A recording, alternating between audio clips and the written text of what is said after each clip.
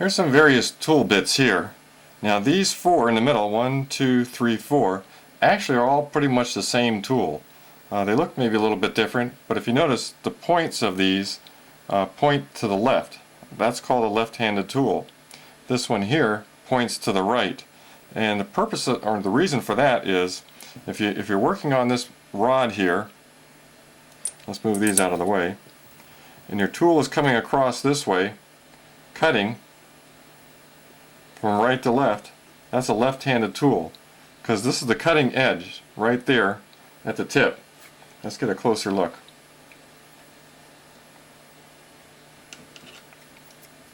This area right in here, this is your cutting edge right there. So if it's on the left-hand side, and it would be going across your work like this, cutting. Also, you're going to have a little relief here. You're not going to be cutting with the entire edge of your tool, so you're going to see how this is moving away from your work, so that this edge is going across and cutting your piece of work. Now that's the left-handed. Now the right-handed would be for facing off. So here comes the right-handed. See, the point's on the right. And it would go across like this and face off and clean up the tool. I mean the work that you're working on, like so. And the difference between these two is that they're just basically cut the opposite way. There's several cuts on here. There's one cut here, there's a cut here, a cut here, in order to make these tools. Now this one here, this is one I made a long time ago, and it looks kind of rough. That was because that was one of my earlier tools that I made a number of years ago. These three here, let me see which ones we got here. Yeah, these three here are actually machine made. And these are made by a manufacturer that actually makes these.